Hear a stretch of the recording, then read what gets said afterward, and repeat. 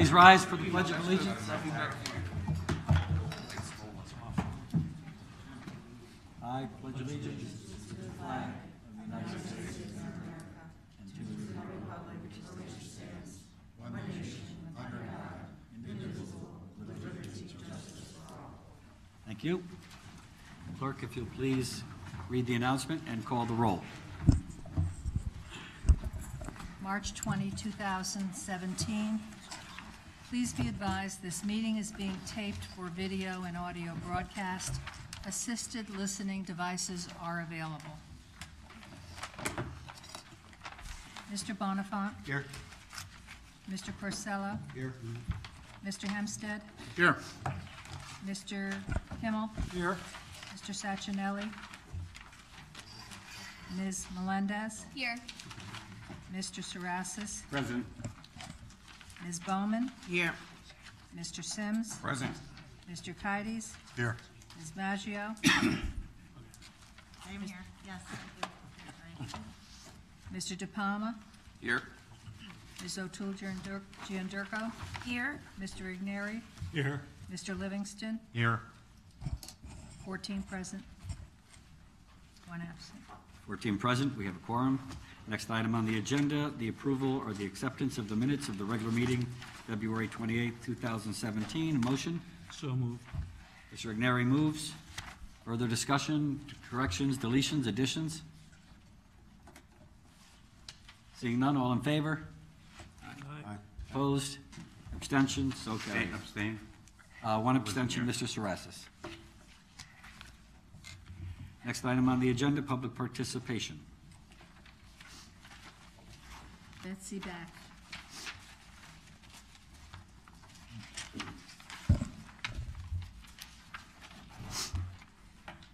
Good evening. My name is Betsy Bath. I'm from 17 Rome Street in Norwalk. I'm here with the organization Sun Stand Up Norwalk, and we are here asking that you peruse our flyers and bring our concerns to the next agenda meeting. It's not on the agenda? I'm sorry, the council rules only allow items that are on the agenda, and most specifically, since this is a continuation or a special meeting from the meeting we had to cancel from the snowstorm, that this item is not on the agenda for this evening, and therefore the council rules prohibit discussion. What I would recommend for further reference, if Mr. Cantor and others would ask for a meeting with me and council leadership so we can start the discussion, I think that would be helpful. Excellent. I appreciate it. Thank you. Diane Loricella.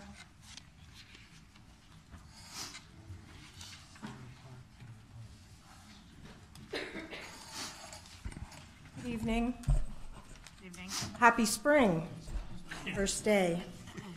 I'm here tonight to speak briefly to three items on the agenda, mostly a question. The first is item 2A and B, having to do with the Grasso Pavement Management Program.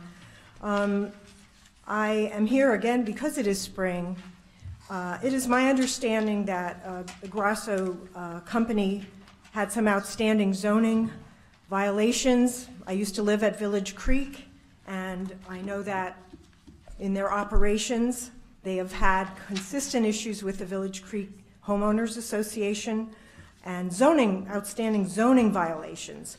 It's my understanding that we had attempted to put together a policy where people that have outstanding violations do not do business with the city, and I applaud the council for attempting to do that. I know that there's been a settlement that you will not reveal yet on taxes that were owed. The thing is, it doesn't set a good precedent to allow a company. Now, if they have cleared up their zoning violations, terrific. But encountering the zoning department's lack of enforcement of zoning violations that I have experienced both professionally and as a citizen for the last umpteen years, I am not so sure that unless you have all's clear from the zoning department and someone actually goes out to the site that they own on Meadow Street, I would suggest that you put this on hold. You table it until that is checked out. Item, the O&G item, which I think is A5 on your, has to do, in addition, I very much appreciate the family business O&G. I've done some work and looked at their projects in Bridgeport as well as Norwalk. It is my understanding that the site that is at Head of Harbor is in violation of zoning regulations because they have a mound of asphalt that is higher than the building on North Smith Street. So I again ask, can you put that on, table that unless and until you check out whether those zoning violations are there. Lastly, I just wanted for the record it to be made clear on item C1, which is land use.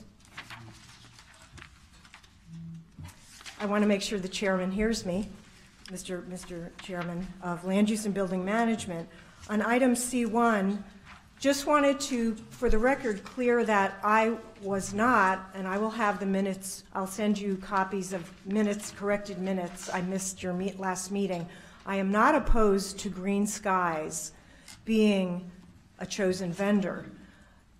I have been concerned about the process that was arrived at, even coming to the conclusion as to which buildings should have solar panels, and the fact that the purchasing RFP items were different after close of the purchasing RFP date.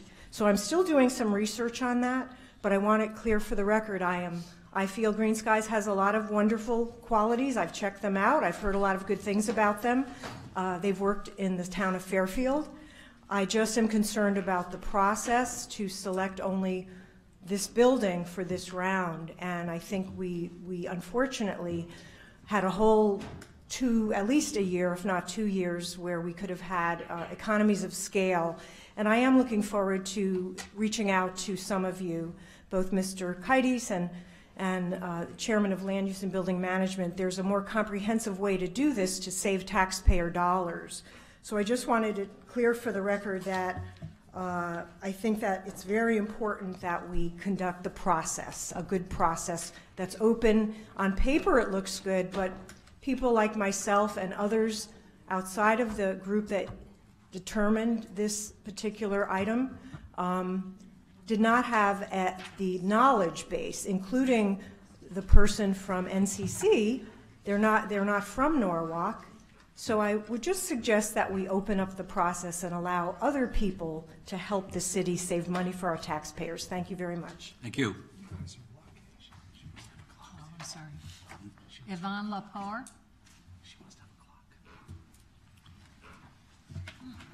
Good evening. My name is Yvonne Lepar, and I live on 184 Philo Street, Norwalk.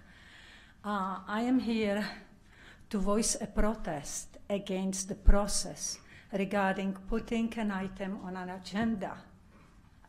We have been trying to put the issue of Stand Up Norwalk on the agenda since beginning of December, and nothing has happened.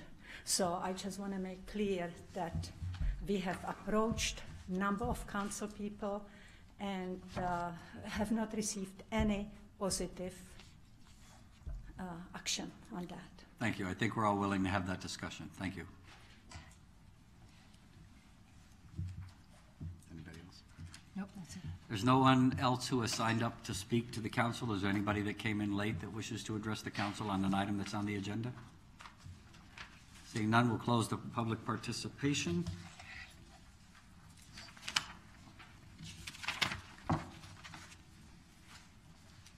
As of this meeting, there are no resignations or appointments. Under Mayor's remarks, congratulations to the Norwalk Emerald Society for a successful, albeit extremely, extremely cold, St. Patrick's Day Parade. It got bigger this year than last, and I'm sure that next year will be even bigger. We're also looking forward perhaps to having a Columbus Day celebration and parade, working with the, again, the Italian-American Police Society and the Norwalk Police Department and others so that we can celebrate Columbus Day as well. On Wednesday, March 22nd, mark your calendars, there's a public hearing on the operating budget. It'll be held 6:30 in the concert hall. That's an opportunity for members of the public to come out and discuss their concerns with the operating budget as we have put it forth. As you know, the council sets a cap. The Board of Estimate and Taxation also has discussions regarding the operating budget. and the Common Council will vote on the operating budget as well. And as Ms. La Rochella put it, welcome to the first day of spring. Hopefully some of the cold weather is behind us. Today was a beautiful day. I'm not so sure about the next few days, but I think we're kind of over the hump, so to speak. So again, thank you. And if you had an opportunity this past weekend to visit the New England Music Festival, the 90th annual New England Music Festival. We hosted it here in Norwalk. We had over 400 young people from Maine, New Hampshire, Vermont, Massachusetts, Rhode Island, and Connecticut showing off their talents and, again, just bringing the arts to Norwalk and just having an opportunity to showcase our community. Thank you very much, and Mr. Igneri. Thank you, Mr. Mayor. To those comments about spring, I tried driving down my driveway today, and there's some plowed snow that is solid ice. I tried to hit it with the car to move it, and I went up on it with my four-wheel. Spring's not here, folks, not yet. But that being said, I'd like to turn the evening over to the consent calendar over to Mr. Sims. Before I do, I'd like to, Mr. Sarasis to know, I'm sorry, I lost my voice on that. Mr. Sarasis, you're up for the consent calendar next council meeting. I will brush up on my reading skills. Thank you. For those of you here, the consent calendar are items on the agenda that we have agreed to approve. So if you hear the item read on the consent calendar and you were waiting here to see the outcome is yes, and you can leave afterwards if you like. So with that, Hey, Mr. Igneri, 1 second. Does anybody else hear that beep? Yes. Can we make the booth aware of that? Maybe it's something he can do? I thought it was my angels. is anyone in there? Yeah, there is. Other people hear the beep, right? I'm gonna repeat my hear a high-pitched tone. That's an audio. I thought it was tinnitus. I'm going like. It's Rich. Rich, you're the only one who hears it. I'm the test, so there's no way that I'm hearing. Way to get to be my age. You You won't got it. hear anything, don't worry. Excuse me, somebody's in there checking it out. Give me the thumbs up. There you go. Mr. Sims, without the high-pitched squeal. All Please right, read the consent calendar. read the consent calendars, on the Public Works Committee, item 7A4A, authorize the Mayor Harry W. Rillen to execute an agreement with Fontaine Communications Corporation for enabling phase utility adjustments pertaining to Raymond and Day Streets project for a sum not to exceed $40,463.41. Accounts are noted. Item 7A4B, authorize the Director of Public Works, Bruce Schimento, to execute orders on contract with Frontier Communications Corporations for enabling phase utility adjustments pertaining to the Raymond Day Street project for a sum not to exceed $4,046.34. Accounts are noted. Item 7A5, authorize the Mayor Harry W. Rillen to execute an agreement with O&G Industries Incorporation for construction managers and risk services pertaining to the Raymond Day Street project for a sum not to exceed $8,900,000 in accordance with the letter of proposal dated March 3rd, 2017. There are also accounts that are noted. Item 7A6A, authorize the Mayor Harry W. Rillen to execute an agreement with the Cablevision of Lynchfield Incorporation for enabling phase utility adjustments pertaining to Raymond and Day Street's project for a sum not to exceed $8,000. Accounts are noted. Item 7A6B, authorize the Director of Public Works, Bruce Schimento, to execute orders on contract with Cablevision of Lynchfield Incorporation for enabling phase utility adjustments pertaining to the Raymond Day Street project for a sum not to exceed $800. Accounts are noted. Item 7A7A, authorize the Mayor Harry W. Rillen to execute an agreement with Light Tower Fiber Networks 2 LLC for enabling phase utility adjustments pertaining to the Raymond Day Street project for a sum not to exceed $5,000. Counselor noted. Item 7A, 7B, authorize the Director of Public Works, Bruce Schimento, to execute orders on contract Light Tower Fiber Networks 2 LLC for enabling phase utility adjustments pertaining to the Raymond Day Street project for a sum not to exceed $500. And the council noted. Item 7A, 8, authorize the Director of Public Works, Bruce Schimento, to execute orders on contracts with Darren Constructions Incorporation for project PM 2015-1 pavement management program for a sum not to exceed $9,500. Account is noted. Item 7A, B1, under planning, that's off. Item 7AC, 2A, authorize the mayor, Harry W. Rillen, to execute a contract with Dumas Construction LLC for the reframing of the historic Smith Street Jail for a total not to exceed $30,742. Account is noted.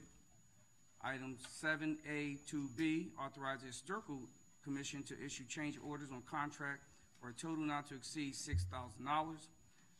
Item 7A, 3A, authorize a purchasing agent to issue a purchase order to Electricity Electrical Company Incorporation for the Norwalk Police Headquarters Camera Upgrade Project for a total not to exceed $66,411.32. Funds are available from account number 0917-100-577-C0137. Item 7A, 3B, authorize the Office of Building Management to issue change orders on purchase order for a total not to exceed $6,641.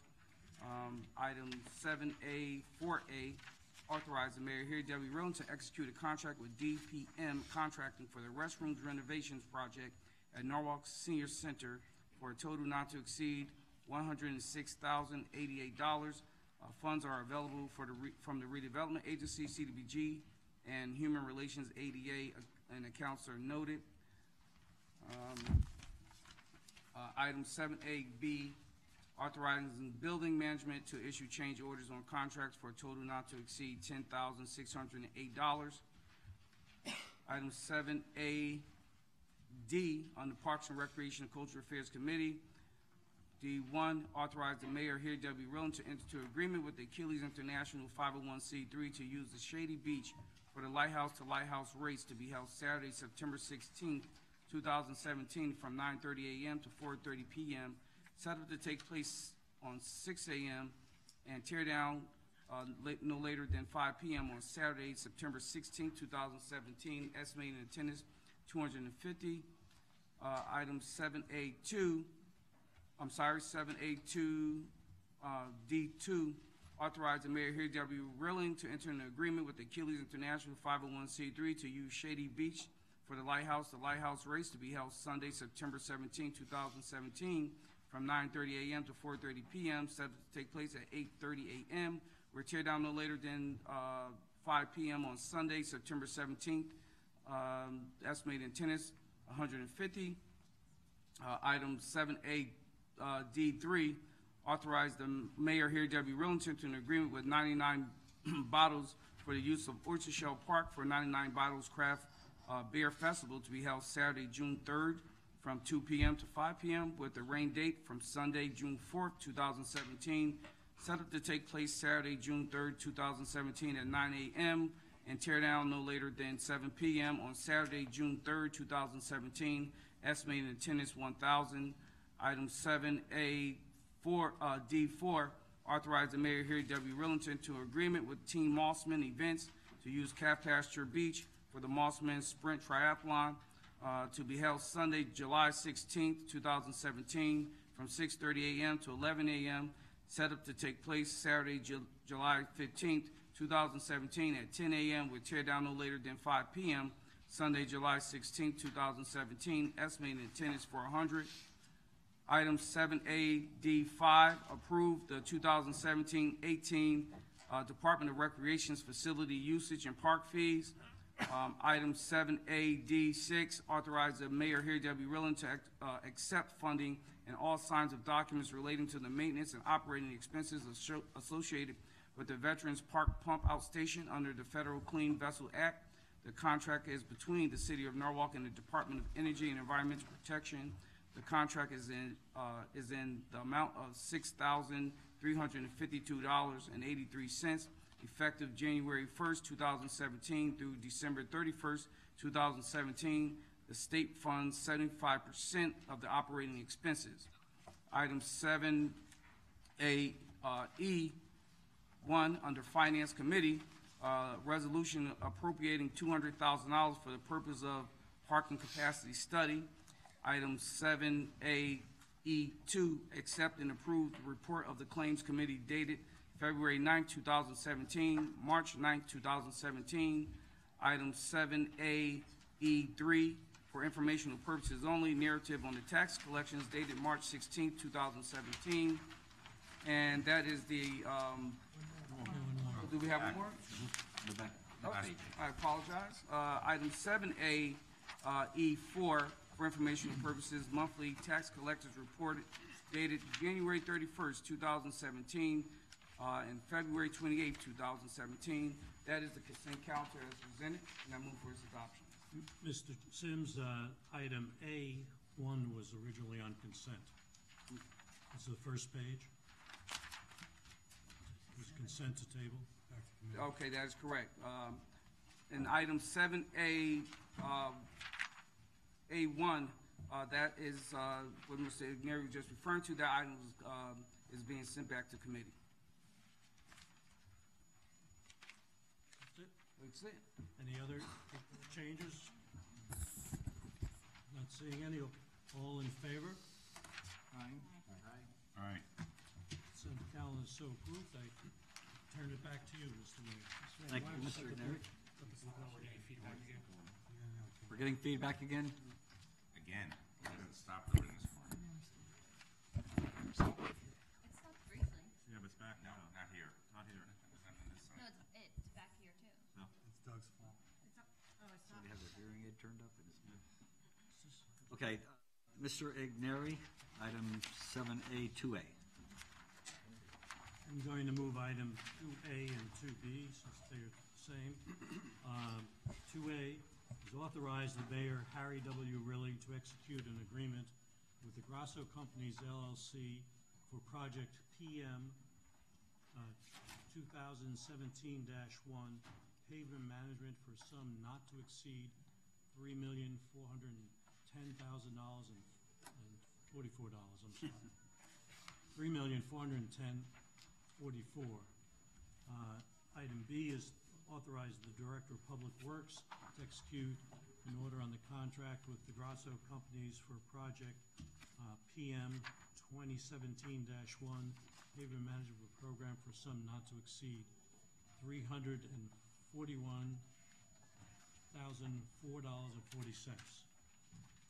Mr. Igneri has moved the item. Do you wish to speak on it, Mr. Igneri? I will just say that this is a Grasso company that, concerning some of the comments made earlier, that is one that has no claims against it, no liens against it, and that's why it's here as the low bidder. So, Further discussion. Mr. Sims? Yeah, I do have reservations about this particular item. As Grasso Company, as I know, is in violation with the city, and they have not paid on certain taxes, and as alluded to earlier, that they do have some zoning violations as well, and I know as a body we did come to an agreement that local companies that are not in compliance, that we will not entertain doing any business with the city. And the fact that we're kind of looking over this and saying, okay, that it's okay to do business with this company, that there isn't any violations, I don't think that, that's being forthcoming with the residents. I think, from my understanding, that Mr. Grasso changed the company from his name to his son's name to avoid these issues, and I think that is a huge issue.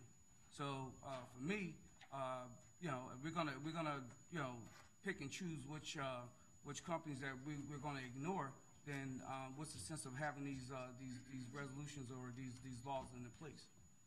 Thank you. Mr. Bonifant? Well, thanks. Mr. Sims brought up some of the points I was gonna bring up, but I guess the question comes out to, I understand the moving things from one company to another, but in the end, the land underneath it, does anybody owe taxes on that land? Yeah, go ahead. Because I've spoken to some of you shortly before this meeting, the law department was asked to research whether Grasso was in violation of our ordinance, and we did extensive research with the tax assessor, tax collector, and other city departments, and to the best of our knowledge, the bidder does not owe the city any taxes, and the city is not in violation of any of the city rules or regulations. Again, we conducted a thorough investigation of all that. Well, you're saying you conducted a thorough investigation on Grasso, the son, because the business was changed over to his name. So if it was changed over to his name, then obviously, and he's not going to have, he's going to have a clean slate and a clean name, etc. But if you revert back to Grasso prior, the company going to his name, his father, who was the principal of the company at the time, he was in violation, and he did owe taxes and has his own violations. So I think that that's kind of just kicking the can down the road by allowing this to happen. I think we have to set a precedence as a body that that is not going to be tolerated. And again, I'm going to say, if we're going to have laws in place, then why have them in place if we're going to ignore them because of for one company? If you'd like, one thing we could do is, you have a meeting, next week is your next council meeting? I could pull our file, and we could report back to everybody prior to or during our next meeting as to what we researched with regard to the Grasso companies. Again, it's my understanding that they do not owe any taxes. We've investigated that with both the assessors department as well as the collectors department. It's my further understanding that the bidder does not currently have any pending violations with zoning or any other city boards, commissions, or departments. I could certainly, again, provide a written report to you prior to your next meeting. We're aware of the accusations with regard to the company, therefore we did the research, and under our ordinance we feel that they're qualified for this bid. But again, if you'd like, I could put together a formal report for you. Mr. Sims, would you like to make a motion to table this? I would like a motion to table this back to committee for further discussion and pending some of the research that's going to be provided by Mr. Bowler. Well, if it goes back to committee, is there a DPW meeting prior to the next council meeting? I don't believe so. No. If I can make a suggestion, I could try to get a report to you within the next few days. And if there's anything of concern in the report, then I think tabling it back to the committee at your next meeting would make sense. But if the report clearly indicates that there's no reason for disqualification, then I think you may want to reserve your right by having it just pushed to the next meeting rather than the next committee meeting. Because that could throw off the DPW schedule is my concern. So my suggestion again is to move it to your next council meeting, and if prior to that, if at that meeting you're still have concerns and you want to send it back to the committee, then you can, but you may not at that point. So, all right, I will make a motion to table this until the next council meeting, pending further information from our law department. I'm also going to request that you send some documentation in regards to the father, during the terms that he owned the business, as it relates to the Grasso company, because I want to make that correlation, make sure that, again, the can is not being kicked down the road and being looked over because it's in the son's name now. So I would like to I would like to get a full report on prior to the son taking over and current, since the son is the principal currently of the company. So the motion is on the table, on the floor for tabling this item until the March 28th meeting. Motion to table is not debatable, so we have to take a vote. All in favor? Opposed? One, Mr. Carcello as opposed. Abstentions? The motion to table passes. It'll be on the agenda for the March 28th meeting with the proviso that Corporation Counsel will provide counsel with the research regarding the company. Mr. Mayor, I'm sorry, can we also, in that request, can we possibly have information on if a company changes hands, are we liable to a lawsuit if we indeed go against a company that has won a bid, even though the previous owner may have outstanding things against him that would prohibit him from being the vendor? If he indeed changes the ownership of the company or corporation, and we decide to block this bid that this person has won, are we open to any sort of lawsuit or liability? Can you include that with the report, please? That information will be in the report. Thank you. On the same subject, I'd like to suggest that, given this report, that we look at the ordinance that governs this to make sure it's being adhered to, or possibly it may need to be changed. So. Okay, Excuse me. I have this company that's bidding, do they have any prior bids with the city? I can't answer that offhand. This has been tabled. Mr. Sciamento? Yeah, the item's been tabled, but Mr. Sciamento can at least answer that question. It's a technical question. He can, if he comes up to the microphone, he can answer it.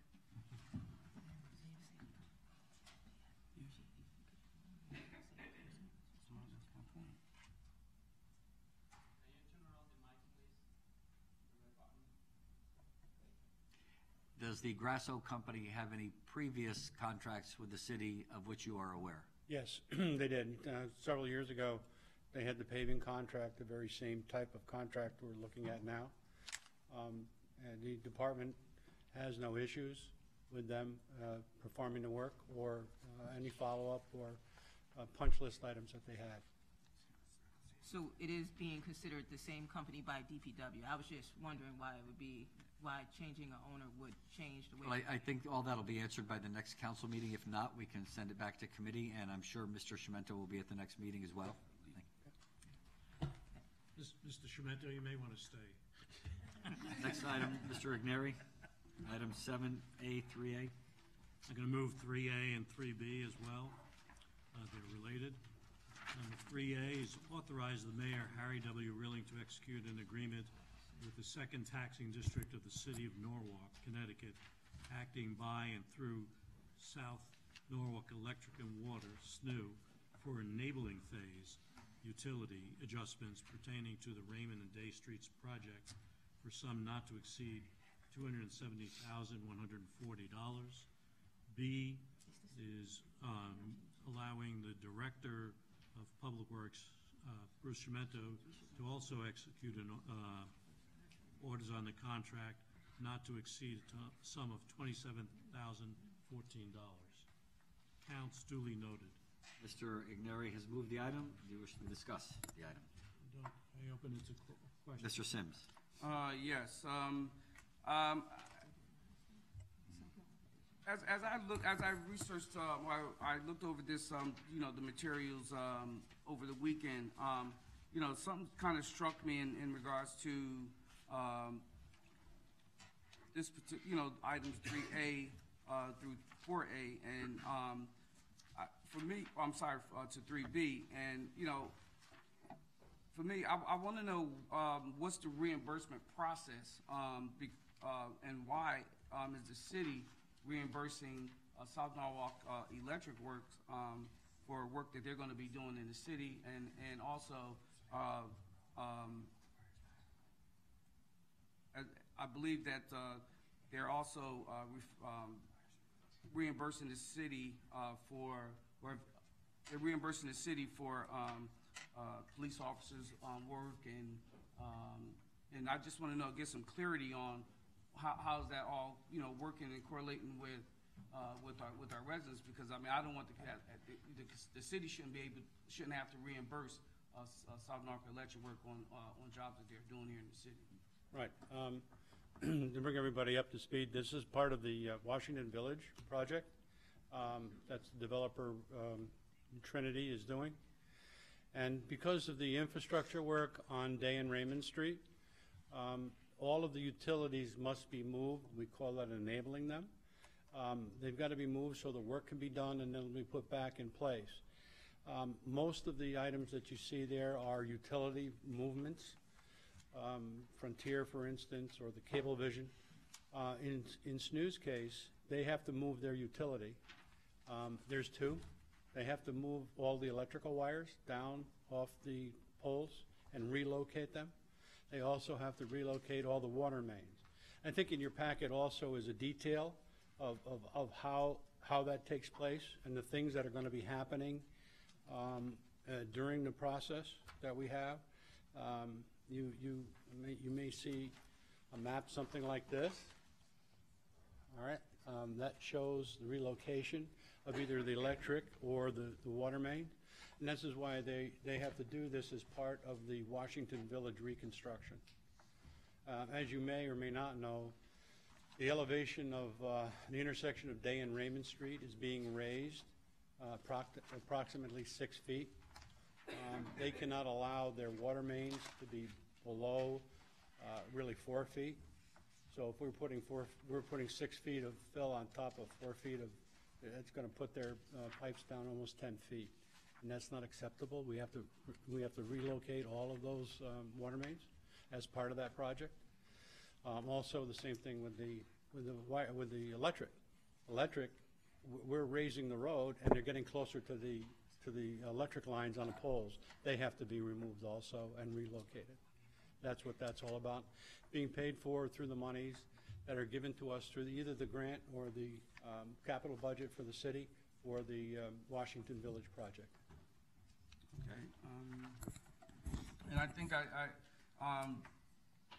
have one more question regarding that as well. Is that I want to make sure that the funds that are appropriated, that those funds are specifically just for SNU to complete this job.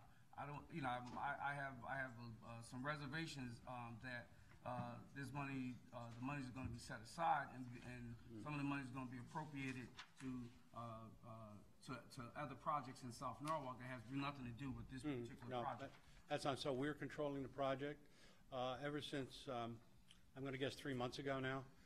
The project has been handed to the DPW to do. Originally, it was all going to be handled by Trinity. Trinity told us that it's now our project. Overall, it's a $9 million project that we're taking on at this point. And we've gone over all of these things with all of the utilities. We have construction managers and construction management people out there. We'll be doing this on a daily basis. We call IRs, daily inspection reports. We'll make sure that all of that money is being spent here. All right, appreciate it. Any other questions? Ms. Bowman? So is this sufficient to cover the work that SNU will be responsible for? Yes. 100%? Yes. Okay. Just wanted to make sure that any funds that SNU is putting out for anything that they are not responsible for, that is taken care and they're fully reimbursed, whether that be paying the electric bill for the South Norwalk Community Center or whatnot. We want to make sure that the SNU is being reimbursed for those things fully. Only for this project, no extras. Thanks. Further discussion? Seeing none, all in favor? Opposed? Carries unanimously. Thank you. Mr. Igneri. Don't think I have anything. 4A and 4, oh no, I'm sorry. The planning committee. Yeah, planning committee, Mr. Kites. Thank you, Mr. Mayor. Item B1, approve Citibank's request for city consent to waive a 90-day written notice requirement to accept a deed in lieu of foreclosure on Phase 1 of the Wall Street Place development and authorize the mayor to sign all required documents conveying such consent on behalf of the city. I'd like to move that item and briefly speak to it. We're just trying to better expedite this project, move it along. I'm happy to say that we are in talks, our Citibank is in talks with a new developer, so I think we're finally going to see the movement we've always wanted to see on this project, and I'm excited to see it move forward. Anybody else? Yeah, no, the recorder is having trouble understanding. Want me to repeat that? It wasn't important anyway. Word for word. Word for word, I couldn't say. And that'll be it. Mr. Kides has moved the item. Discussion, Mr. Hempstead. I just have a couple questions, Mr. Sheehan, if you could. But I do want to compliment Citibank stepping up to the plate. I know the chairman's worked hard on trying to get this done, along with the mayor. I do appreciate that, and thank God that Citibank's willing to step up at this stage of the game. Just so I probably am clear with the particulars, but I just want to make sure. I would assume at this point that project is in violation of the LDA and the timelines that were set for them to be completed by, correct? You are correct. Does any of the Citibank's taking over of the responsibilities of the project lighten the city's responsibility of the infrastructure improvements it's required to provide as part of that LDA agreement? It would be my understanding that the parties can basically come back to the LDA and open up the LDA for negotiation purposes at the point that city takes title to the property, or before city ultimately seeks a transfer of development rights to another developer, which also would have to have public approval. So my assumption is that there are going to be requests for modifications, and obviously the city can have its own list of modifications to the LDA. And I'm assuming that also will pertain to once the Citibank needs to turn it over to somebody else, that's going to require this basically same kind of action by the council and the mayor, I would hope. The LDA ultimately leaves that transfer of development rights. You might recall this when it came in, when Spinnaker was transferring to GGP. That rests with the redevelopment agency, and there's 4 criteria that I believe it's 4, that the developer needs to meet under the LDA. Thank you. Further discussion. Mr. Sarasis. So by waiving the 90 days, does that mean they actually have someone in the pipeline and we can get people in there and get to work for 90 days? They've been in discussion with the developer for some time now. And I think this action is precipitating the issue of them actually coming to look for a transfer of development rights. So it'll expedite things to quicker. the developer. Because I know, being in the District A rep, I know how critical that is to all the businesses and all of us We who would live all in like the to see area it too. move quicker. Yep. Okay, thank you. Further discussion. All in favor? Opposed? Motion carries unanimously. Mr. Kides. Thank you. Item B2, approve to support the Northeast Community Innovation Corporation's application for an Innovation Places Implementation Grant. And Mrs. Stocker is here to answer any questions anyone may have. Ms. Stocker, if you will come down, please. Did you move the item, Mr. Kides? Yes, I'd like to also move that item. Did you want to speak on it? I think it's with the descriptions we have, my understanding, this came from the state, but I think others here, like Mr. Livingston and Mr. Sarasis. Mr. Sarasis. I've come to know the gentlemen who are a part of the Northeast Innovation and who are applying for the grant. I've been to, I believe, 3 or 4 of their meetings and their roundtables. The Connecticut Next Innovations Places program has approximately earmarked $25 million, and it's earmarked for investment and enhancement of dynamic innovation places around the state. This is money that's going to go to another city if it doesn't go to us. They're looking to provide funding for projects that will certainly help Norwalk and help businesses succeed. They catalyze innovation, and I'm going to read the 4 categories here by attracting and directing support to startup businesses and attracting anchor institutions, developing in collaboration with private partners and a business incubator, a co-working space, a business accelerator or public meeting space, events, community building, marketing, and outreach. They're also involved with the open space improvement, housing development, and bicycle paths, and improved technology infrastructure. Why this is important to me, Norwalk has had a success with this program in Stamford already under the tutelage of the same gentleman.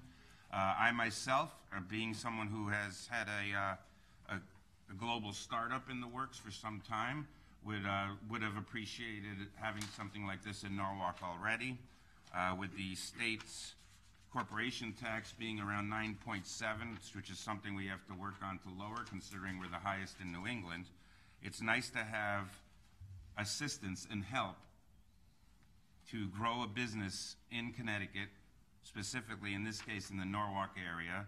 We do not have a tech valley in Connecticut, but we have a lot of tech people that are leaving the state and working elsewhere. It was nice to have tech startups that would also be a part of Connecticut and be a part of Norwalk, which I am for, and which quite incidentally my company is part of the digital world and would be considered a tech startup in addition to cultural and art. So I'm in complete support of this.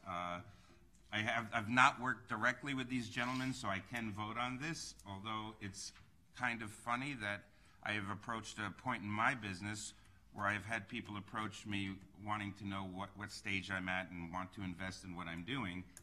And it's funny that 2 out of the 3 people that contacted me this week are people that have spoken for these gentlemen at other innovation forums and have also worked to help. One person in particular that I'm meeting with Friday has helped to start 25 startups alone, of which I believe 1/3 of them are in this Connecticut area. So this is something that's going to be good for the city. It'll help us start businesses. It'll help us have an incubation program to help them get on their way, give advice, and to hopefully bring jobs to the Norwalk area and make us known for, you know, something other than what we're already known for and the things we're already known for, but also have it be a center for innovation and for tech development. So once again, I'm all for it, and I have properly vetted both of these gentlemen as well. I've looked them up and researched them because I don't, even when it comes to business, I make sure I know who I'm dealing with, and they're both have great reputations, and they mean well for the city and for our growth. Thank you. Mr. Livingston and Ms. Bowman. Thank you, Mr. Mayor. I just want to echo Mr. Saras's comments. I've had the pleasure of working with a lot of startups and continue to work with them, and I've seen the benefits that they can bring to community in terms of providing jobs, opportunity, and the intangibles as well, the excitement, the energy that it brings to any community. And Norwalk, in my mind, is ideal for such a situation. We have the resources, we have the people, we have the location, transportation, and all those great things. But what we really need in order to get it to work is the catalyst, and somebody who can organize our talents and efforts. And I think these gentlemen and their proposal would do such thing. And I strongly endorse this proposal. I think it's a great proposal. And like Steve, I've also looked into these gentlemen and have found that they have great reputations, and I think they'd be an ideal team to work with the city. And as Steve pointed out, if we don't get this money, someone else will. So I strongly endorse this. Ms. Bowman. Thank you.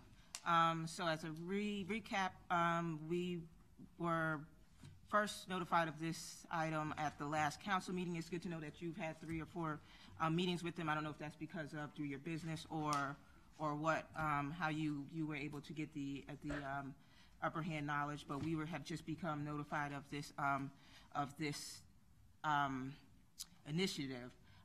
As far as the District B committee, we discussed this item. They would like to meet with you all before we vote on it. Right now, I'm not at a point where I'm going to support it. Now, you gentlemen have been very forthcoming in the past 2 weeks, 2-3 weeks, as far as letting us know about this issue. It seems that it's been kicked around for way longer. You've been involved for way longer than that. I do thank you for your transparency. At this point, I'm not ready to vote on this, and we talked about you coming down. We still would like you to come down to a District B meeting. in our opinion, we're not ready to vote on this. You're going to be working in South Norwalk.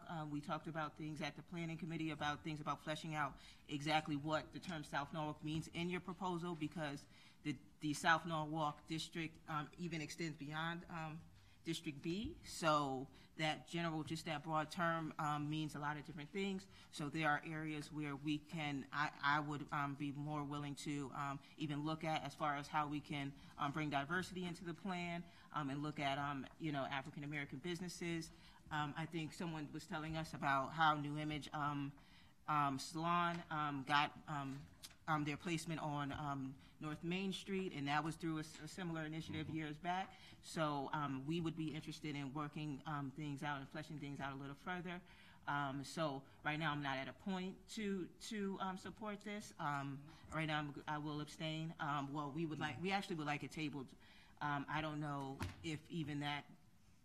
The only reason I may not ask you to table is because our next meeting would be after your deadline, but we still would like you to come down right now. At this point, I'm going to abstain because I'm not ready, but, and this is just a draft as I believe that you guys are working on, so we're looking for ways to increase the participation and transparency of what you're doing. Mr. Igneri. I just wanted to voice my full support for this innovation project. I've met with one of the individuals, I've researched it, and I'm not going to repeat everything that Mr. Sarasis and Mr. Livingston said. I just totally support it and look forward to seeing them operating here in Norwalk and keeping some of the young, aggressive people who have innovative ideas here in Norwalk. We need to do that. Mr. De Palma, and then. Yeah, last meeting, I voted against tabling it, because I think this is exactly the type of thing that Norwalk needs. These are the exact type of businesses we want to see. And I agree with Ms. Bowman and District B that there are, we got to work out some more details, is exactly how it is. But as Mr. Sarasis said, we're in competition with other cities for this money. So we should be the first one with our hands up saying, yes, we want to do this. So I think we should not just, we need to enthusiastically endorse this, because this is exactly what we want in Norwalk. Mr. Bonifant. Thank you. For most of this concept, I'm all in favor of. It's a networking thing where you're bringing people together who have ideas and putting business, young people or even older people together, and as they meet each other and they network. Okay. The part that gets me nervous is when you're extending your studies and your projects where you're going to determine optimal land use and zoning, regulatory, environmental for this place, and identifying buildings ripe for the picking, or ripe for adaptive reuse for commercial business, and if there are any specific regulations that should be adopted in order to expedite simply the process for the redevelopment. So I get a little nervous when you're overstretching your reach. It's one thing to put businesses together so that they can meet and go forward and expand. But I get a little nervous about the part where you're going to go around and identify projects that are going to be taken away for redevelopment. So that's my concern on that. Thank you. And one more question to Ms. Stocker, if it's all right. What is a district? It says innovation district. What does that mean? There's a border around it, and they get to do something that other areas don't, or is there a tax break in there, or what's a district? It's an area that's been designated that is an actual geographic area. So it doesn't mean that it's a hard line. It's not zoning. It's not that kind of a thing, because we actually envision our district to be in South Norwalk, but we're going to have crossovers with the Wall Street area. So it isn't. What is it? I mean, what's the advantage or not? What's the difference between living in that or having a business in that district and having a business outside the district? Well, because the requirements of the grant are that we actually identify the geographic area. And so it's been called a district by CT Next, who we're applying to. Is it fair to say that this is mostly aligned with the urban core between South Norwalk and Norwalk? Yes. I think Mr. Sims was next. Yeah. Pretty much what everyone else says here, but I met with these gentlemen at the last planning committee meeting, and I heard some really, really good things about this program. And again, I was somewhat familiar with you because I did some research and on the ones that you have in Hartford and the one that you have here in Stanford. I think you guys are, you have a great program here, and I think that the city will benefit from it.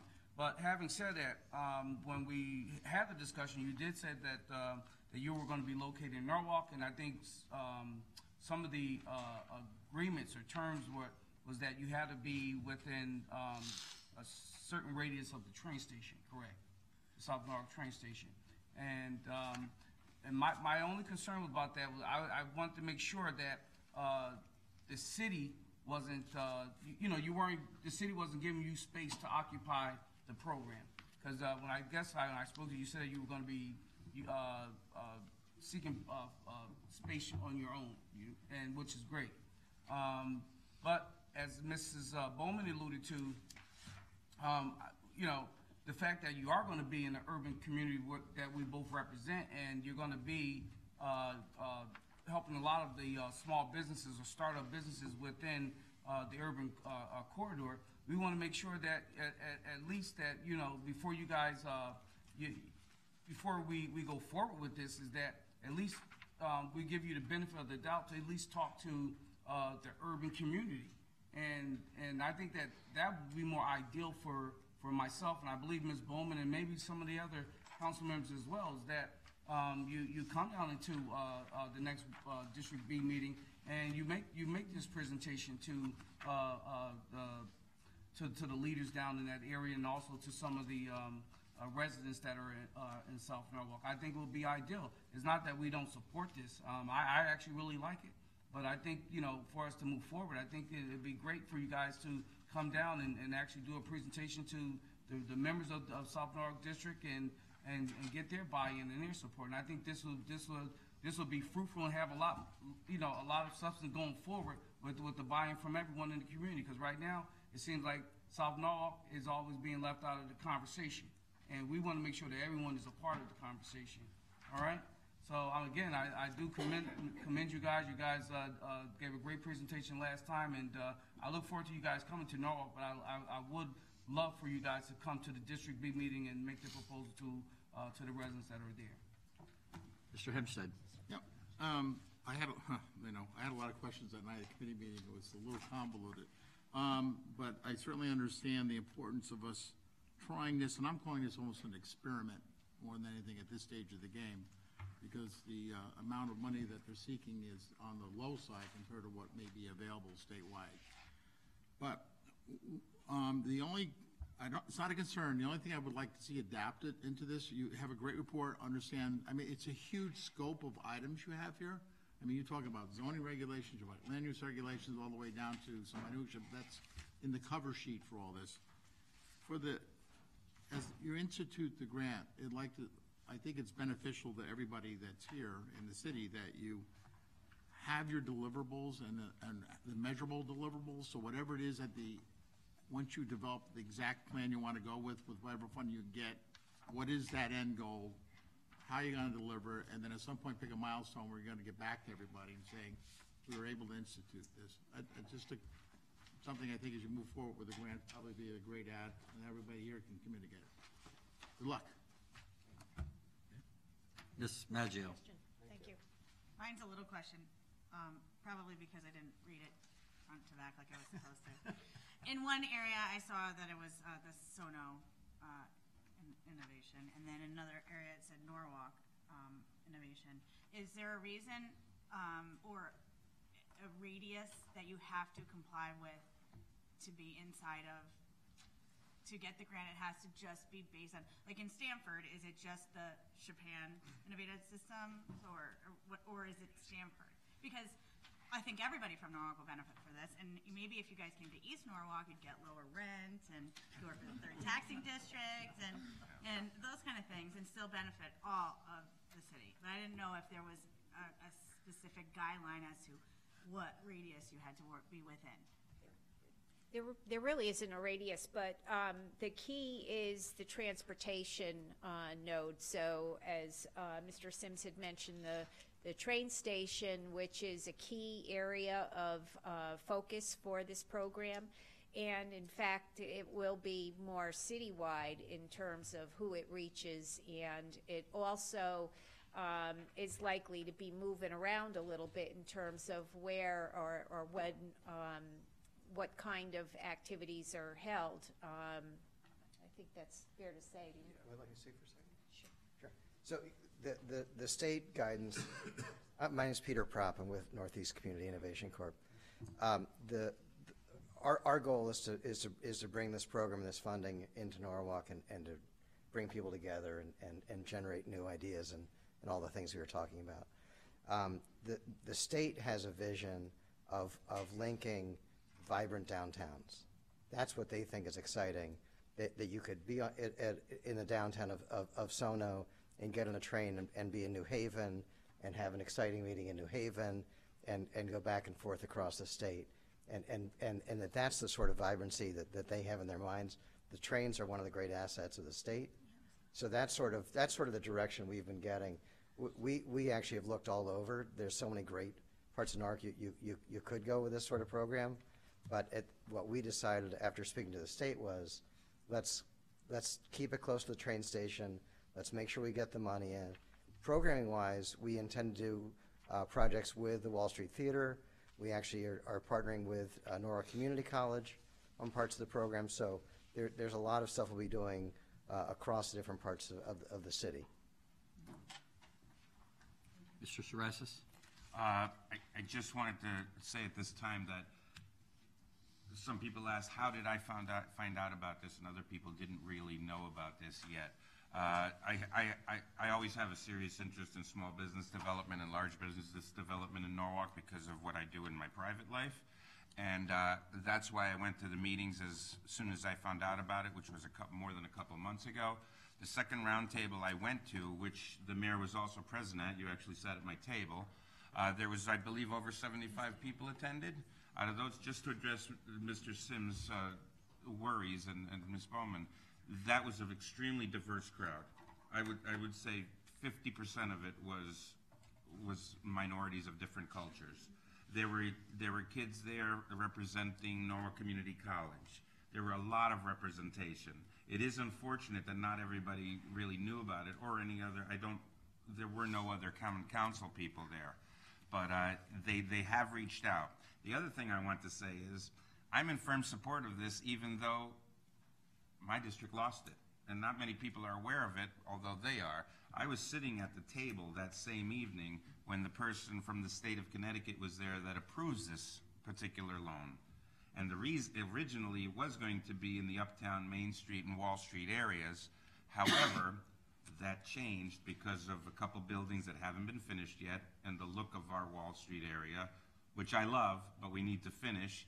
And the one big thing that we've been talking about over and over, we're missing a train platform in Uptown, Main, and Wall Street area. So basically, we lost it, because that's originally correct. That's originally where we were targeting. And basically, the state came in that night for that roundtable meeting with all these people, basically told these gentlemen after the meeting that you have to pick another side of Norwalk that is more conducive to this business and innovation because of the train station, because of the amount of development that's already taken place in South Norwalk. So I'm very much for it, and I'm very happy for District B, because you guys are getting something. Even though we lost it, I know that once we continue working the way we are towards redeveloping the city, that all of what they're doing, what they're going to do if they get this grant on the South Norwalk side is going to permeate throughout the city.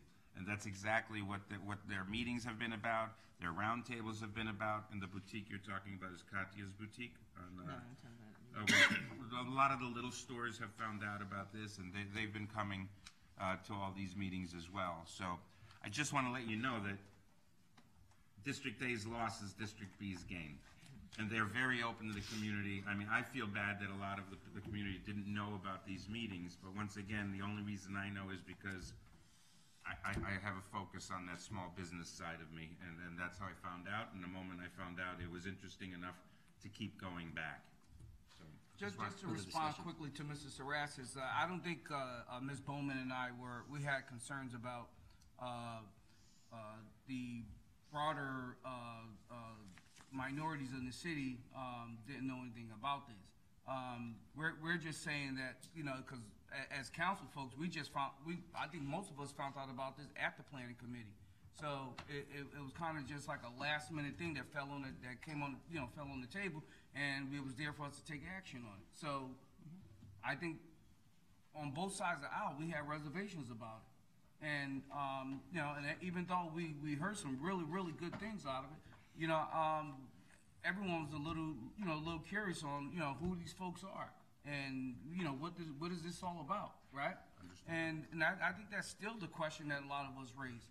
However, like I said, after I've done some research, and looked into your program in Stanford and in Harvard, I think it's a great program. I think the city will benefit from it.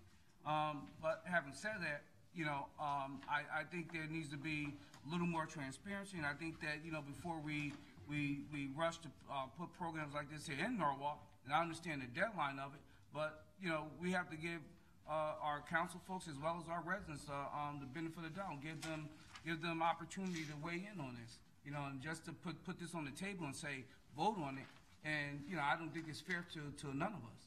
So like I said, I like the program, but I think for us to get everyone to buy in on it, I think that you're going to be in South Norwalk, so good that Mr. Sarasas in District C lost this. I'm sorry, District A, that is down in District B. So I'm happy about that, but I do want to make sure that you guys come down to South Norwalk and you speak to the community at large down there. Further discussion. Yeah, could I just speak for a minute? I just want to clarify, all we're voting on is a support for you to apply for the grant. That's really all we're doing. We're voting on for us to support your application.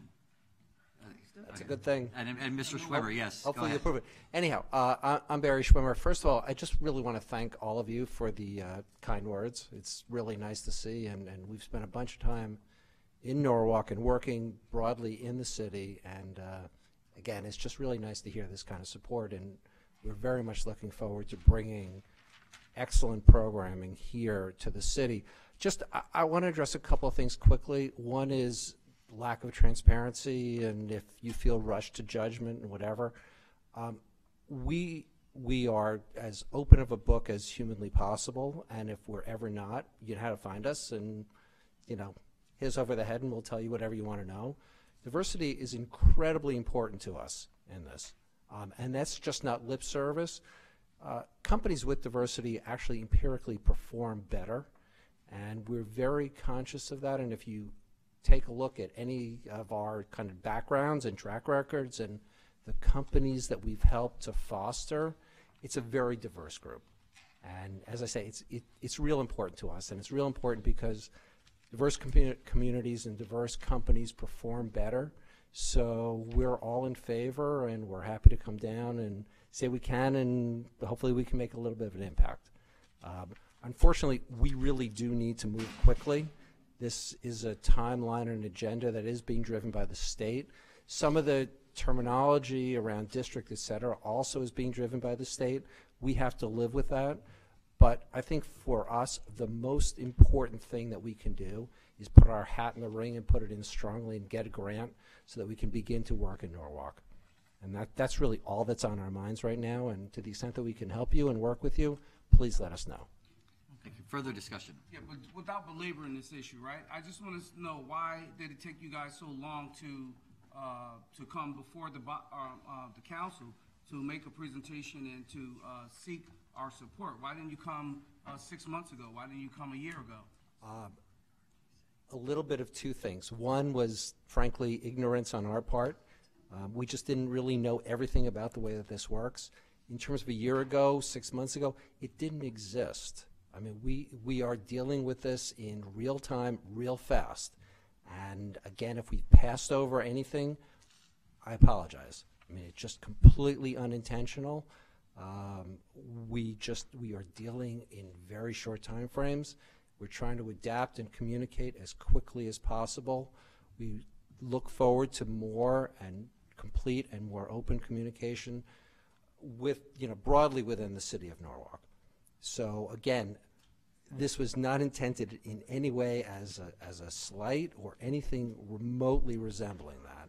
This was, again, just we all know what the state is like, and we all know what state timelines are like and state deadlines. We're dealing with that. We're dealing with it in real time as quickly as we possibly can and as openly as we possibly can. Thank you. Ms. Bowman. Three things. One, there's an email, I think it's commoncouncil3@norwalkct.org. Is that correct?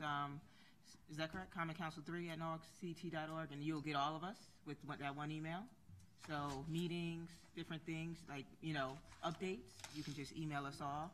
I don't know what committee, maybe the planning committee that, and Mr. Kites, Councilman Kites is the chair. You can, and Elizabeth, she can help you going forward. If anything needs to be voted on or discussed, you can even just put it on the agenda as a discussion item.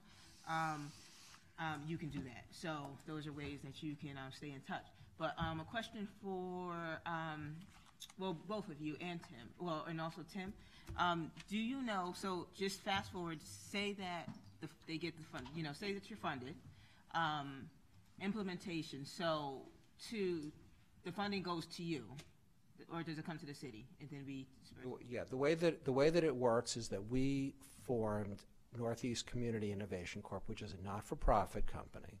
We have partnered, or we are partnering with the city. So what happens is, as a practical matter, the state looks for a contractor. That contractor will be NCIC. That company will have representation from the city and other significant stakeholders in the city of Norwalk. So we're certainly open to suggestion in terms of representation and communication with NCIC. NCIC, as a not-for-profit, is literally owned by the community. So in other words, I don't own it, Peter doesn't own it, there's not somebody who owns it. These not-for-profits are expressly, this is a little bit new for me, but they're expressly owned and operated for the benefit of the community. Okay. So then, a couple of things, and we can work on this later. I understand you just want a letter of support, but my first question for Tim was, going forward, how are we going to see how this would interact with the different things we have going on, and what would be the process for making sure that? As you explained it, the last redevelopment agency is also invested into this programming. So in terms of our, sure. The redevelopment agency invested $25,000 to advance this effort into implementation. So we are going to be directly involved with them in terms of approving programming and coming back through the council in terms of advising you as to what ultimately the programming agenda is going to be. So you'll be actively involved in that. Okay. So, and then how about do you have a board, and is it different from the steering committee in one of your documents? I'm sorry, what was the question? Do you have a board, and is it different from the steering committee that was in the document, or is that? So we are, again, a bit of this is just happening as we speak. We are developing the board, and the board will have broad representation. It's going to be a small board because the company has to operate, but it will have broad representation with stakeholders. The city is certainly represented on the board of this. And I would say, usually things like this, we have at least one spot for the two of us, and whoever can make it makes it. And we usually have at least one vote, if not two, on any things that involve South Norwalk in this way. So, and you also want to reach out to the community, but just to think about, these are things we can talk about, and they're being developed. And thanks for telling us that. And so, maybe in a month or two, we can come to planning. We can come through planning and get an update. Yeah, I think that's great. We look forward to more and more frequent communication. That's great. We got to get the money first. Exactly. Well, Yeah, exactly right. We got to get through this hurdle, and this is not an easy one. Hopefully, we'll have something to update on. Any further discussion? Seeing none, all in favor? Opposed? Abstentions? Abstentions? No. Okay, everybody voted for it? Everybody voted for it. Okay, unanimous. Thank you, Mr. Schwimmer, thank you, Liz, and... Thank you. Thank you. Yes, Mr. Prop. Next item on the agenda, Mr. Livingston. Thank you, Mr. Mayor. Item C1, I'm going to move the item and then speak to it, if I could. Yes. This is to authorize the mayor, Harry W. Rilling, to execute a 15-year power purchase agreement with Green Skies Renewable Energy for the installation of photovoltaic panels on City Hall roof. Terms for the agreement shall be as outlined in Alan Lowe's memo dated February 23rd, 2017. And before I start, Alan Lowe is here to talk about his memo if anyone wants to do that. Sorry to wake you. But I'll let you, wait a minute for Alan. I just want to give a little background on this. As I think everybody here knows, this action follows the council action in January where we designated Green Skies as the preferred solar provider for the city. We picked Green Skies after an RFP process, and we looked at, just to comment, respond to one of the comments made earlier. We picked them for certain buildings in the city that were deemed suitable based upon a number of items, including the size of the buildings, the roof construction, the warranties, the electrical provider, and other such factors. So it was a pretty detailed analysis went into the choice of the buildings. Green Skies, if approved, will provide a turnkey solar installation on City Hall with no capital outlay from the city. They'll also secure financing, including tax credits and state incentives, and have full responsibility for the operation, maintenance, real-time monitoring, and repair of the system.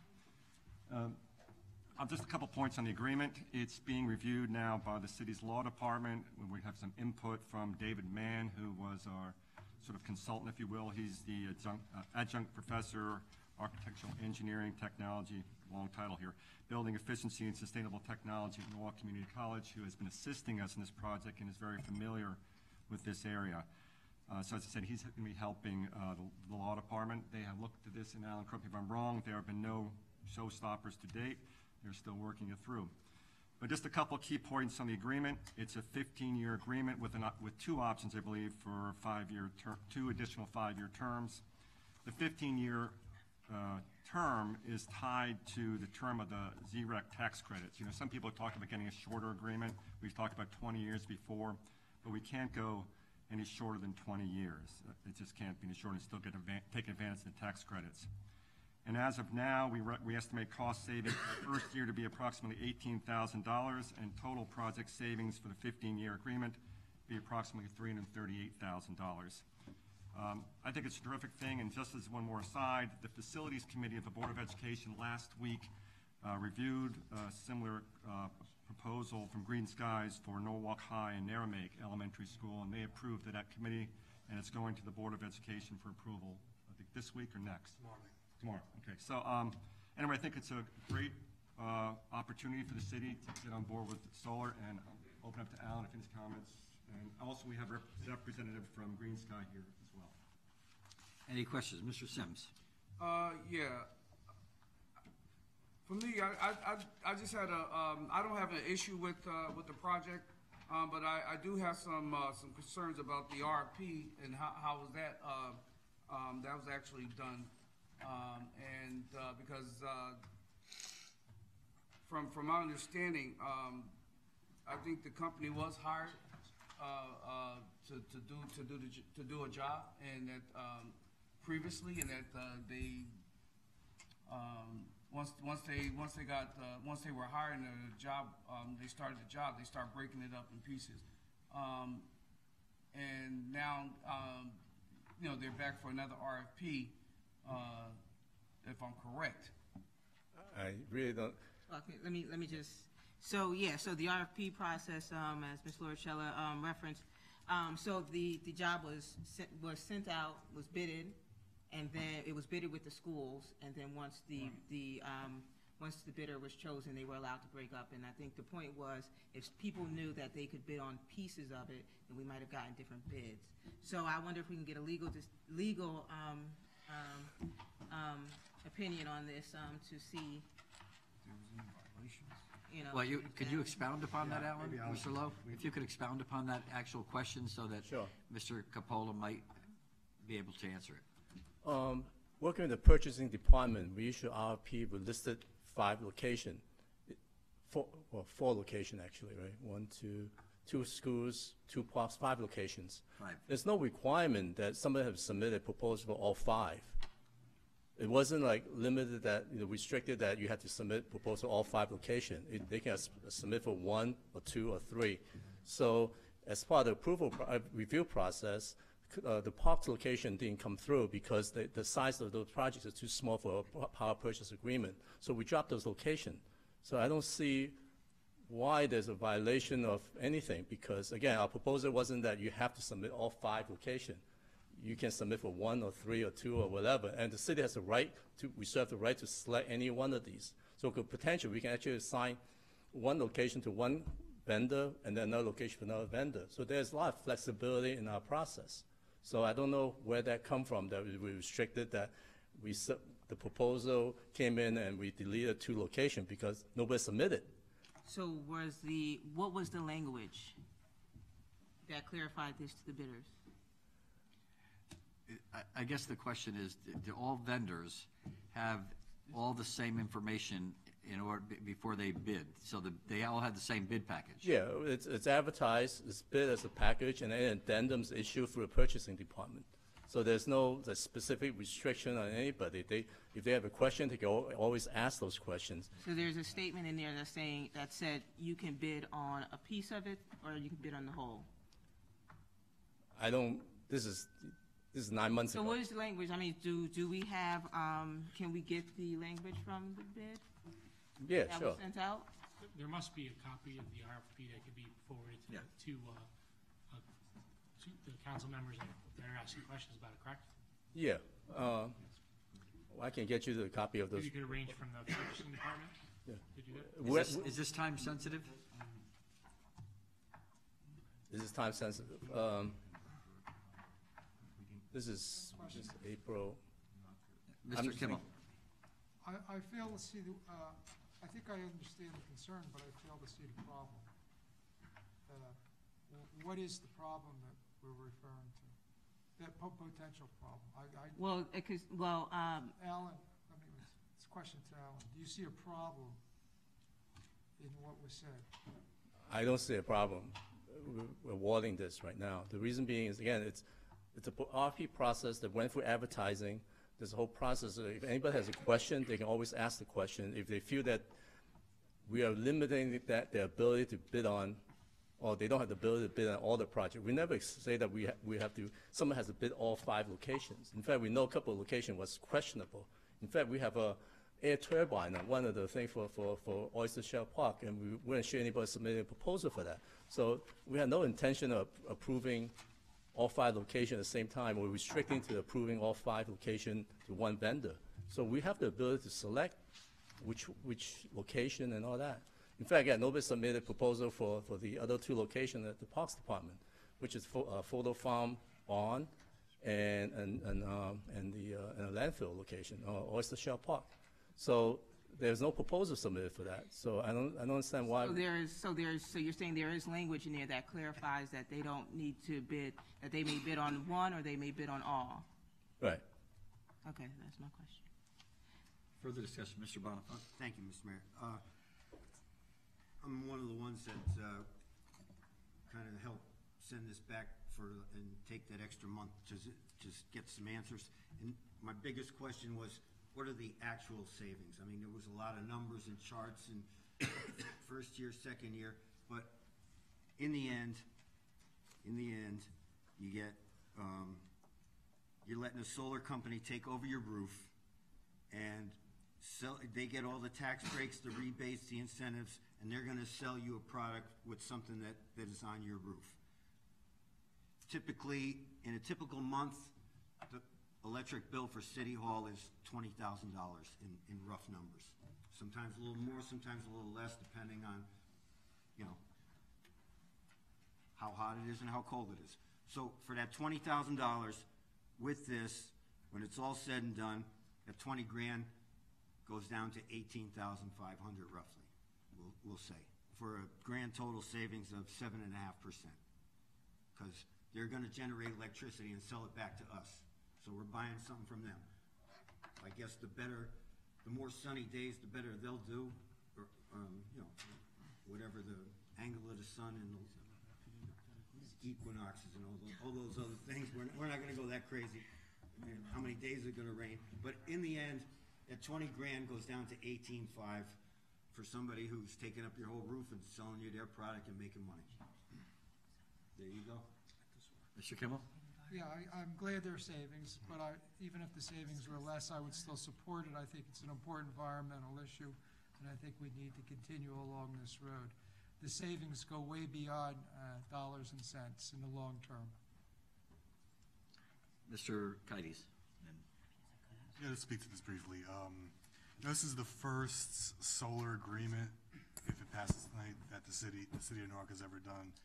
And I think we are behind the times. I think we've been slow to sit at the table, and I'm happy to finally get to this point. I want to thank Mr. Lowe, Mr. Livingston, the rest of the Land Use Committee, and also I want to thank the Board of Ed. I think we're restricted a little bit on what we're doing here on our roofs, but I'm also happy to see the communication between the city and the Board of Ed, because the two projects that they're hopefully approving tomorrow night will save the Board of Ed over $2 million over the term of the 15-year agreement, which are considerable numbers, and especially when we're going through a tough budget cycle. So I like to continue that collaboration with the Board of Ed and keep looking at green ways to save energy, and I think this is a good thing. And I know there's anything new, it's scary for some folks. You get some folks on the council here for, if you look around, you see all their pictures. It's like they're in black and white, for God's sake. But I'm glad we're moving forward. And I lost my vote. Yeah. He was teetering to begin with. Yeah, that was the edited version. But hopefully this gets the support moving forward. Thank you. Mr. Hempstead. I just, first of all, I want to compliment Mr. Cummings, Mr. Livingston for getting me all the information that I asked for, and really providing some in-depth materials that I asked for to lease and that. I'm not a big lease guy for this kind of stuff. I don't believe in it from a homeowner's point of view or a business point of view, but I also understand the way the tax code is written. The city does not have the advantage a private property would have on obtaining this. So my hat's off to going forward with this. It's perfect timing. There were reasons a few years ago you couldn't, because until we placed a roof on this building, it was the original roof from 1985. It really would make no sense to put solar on top of this building. But kudos for going forward with this. I really wish in a perfect world there'd be more savings, but I think that's certainly, this is certainly a step in the right direction as we look at it toward other buildings or other abilities to do this. Good job. Discussion. Ms. Bowman. And one other thing, since Councilman Sachinelli isn't here, the other thing he was saying was, I believe that if technology changes or upgrades or improves, that there will be some way to get that newer technology, I believe, is what we...